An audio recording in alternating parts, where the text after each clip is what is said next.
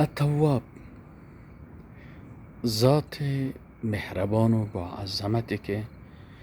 به اساس رحمت خود دروازه های توبه خود برای بنده هایش باز گذاشته، برای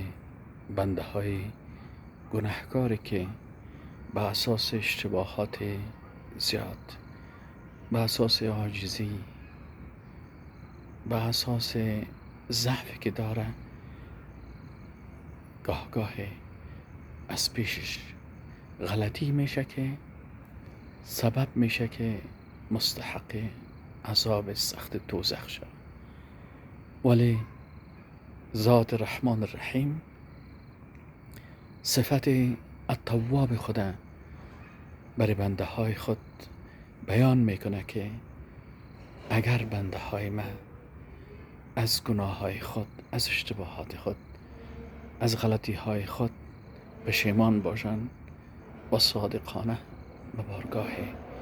رب ذوالجلال مراجعه بکنن و توبه بکنن،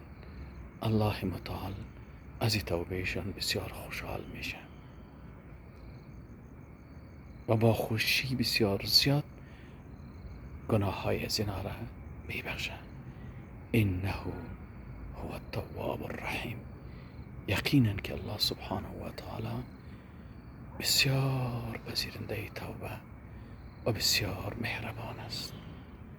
الله متعال برای ما توفیق نصیب بکنه که قلبا و زبانا و فکرا از تمام اعمال زشت خود توبه بکنیم و به بارگاه او رجوع بکنیم و الله متعال ما را در جمله بنده های خود قرار بده که توبه از اونا قبول شده و از عذاب الهی نجات یافتند. و السلام علیکم و رحمت الله و برکاته.